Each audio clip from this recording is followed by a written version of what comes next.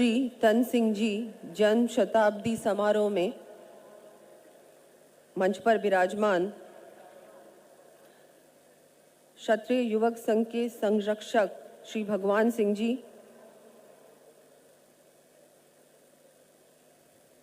हमारे संघ प्रमुख श्री लक्ष्मण सिंह जी, श्री महावीर सिंह जी, हमारे केंद्रीय मंत्री अनुराग ठाकुर जी, केंद्रीय मंत्री गजेंद्र सिंह जी, शक्ति सिंह जी,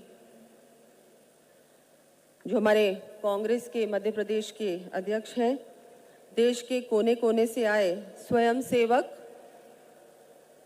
सभी महानुभावों, यहाँ उपस्थित सभी मेरे परिवार के भाइयों, मातृशक्ति और सभी यहाँ उपस्थित, यहाँ पधारे हुए आप सभी को मैं नमस्कार करती हूँ। और आज इस अवसर पर पूज्य श्री तन सिंह जी की जन्म शताब्दी पर उनको नमन करती हूँ। सादा जीवन और उच्च विचार के धनी पूज्य श्री तन सिंह जी समाज सुधारक, साहित्यकार और कुशल राजनीतिकर थे। उन्होंने समाज में जितनी भी कुरीतियां थी उनको दूर करने के लिए हर संभव प्रयास किए और उन्होंने जिस तरह से हमारे सामने उनके जीवन को हमने देखा, मुझे वो सौभाग्य प्राप्त नहीं हुआ, उनसे कभी व्यक्तिगत मिलने का अवसर नहीं मिला, लेकिन जो कुछ भी मैंने उनके बारे में सुना है, पढ़ा है, उनसे बहुत कुछ सीखने को मिला है। एक उनका जीवन हम सभी के लिए एक आदर्श जीवन है।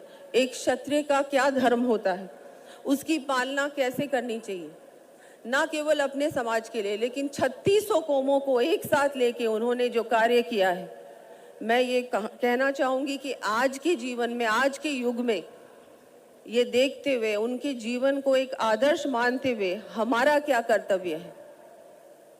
आज यहाँ सभी हम कोने कोने से पधारे में हैं और बहुत बड़ी संख्या में मातृशक्ति भी यहाँ पधारी है। मैं भी आप ही के समाज से हूँ और मैं आपको ये कहना चाहूँगी कि हमारी जो मातृशक्ति है, हमारी माताएं बहनें हैं, उनके लिए हम क्या कर सकते हैं, उनकी शिक्षा के लिए, उनको आत्मनिर्भर बनाने के लिए, उनको सशक्त बनाने के लिए, उसके लिए समाज का क्या कर्तव्य है। मुझसे पहले वक्ताओं ने आपके सामने बहुत सारे उदाहरण रखे, प्रभु श्री राम के बारे में बताया, महाराणा प्रताप के बारे में बताया। हमारे समाज में बहुत सारे वीर वीरांगनाएं हुई हैं, उनसे भी हमको बहुत कुछ सीखने को मिलता है। लेकिन क्या हम उस धर्म को आज भी निभा रहे हैं, ये सोचने की आवश्यकता है। मैं धन्यवाद देना चाहूंगी आज इस मंच के माध्यम से हमारे माननीय प्रधानमंत्री जी को, जिन्होंने आज आप ही की बेटी को ये अवसर दिया। आज राजस्थान की उप मुख्यमंत्री बनाया मुझे, ये आप ही की बेटी है, आप ही की बहन है। और आज हमारा सभी का कर्तव्य है कि जैसा कि वो एक विकसित राष्ट्र बनाना चाहते हैं, हम सब चाहते हैं हमारे भारत को फिर से विश्व गुरु बनाना, उसमें हमारी भी भागीदारी आवश्यक है। एक राष्ट्र निर्माण के लिए, हमारे राष्ट्र को मजबूत बनाने के लिए, एक विकसित राष्ट्र बनाने के लिए। बहुत ज़्यादा तो मैं नहीं कहूँगी क्योंकि मेरे बाद भी बहुत सारे वक्ता हैं, लेकिन हमारे पूज्य श्री तन सिंह जी के जीवन से हमने जो कुछ भी सीखा है, देखा है, उसको हमारे जीवन में अपनाने का हमको सबको प्रयास करना चाहिए। और हमारे परिवार में जितनी भी माताएं बहनें हैं, हमारी बेटियां हैं, उनको पूर्ण रूप से शिक्षित करने के लिए अपने पैरों पे वो खड़ी हो सके, किसी के सामने उनको हाथ ना फैलाना पड़े। क्योंकि कई बार ऐसे हम सब उदाहरण देखते हैं कि हमारी माताएं बहनें कई बार मन में संकोच रखती हैं कि अगर मैं आगे पढ़ूंगी नहीं, अगर मुझे पढ़ना है, लिखना है, आगे बढ़ना है, लेकिन कई बार परिवार संकोच करता है कि नहीं, मेरी बेटी को ज़्यादा पढ़ा दिया, ज़्यादा बढ़ा दिया तो पता नहीं क्या हो जाएगा। हमको ये सब नहीं सोचना है।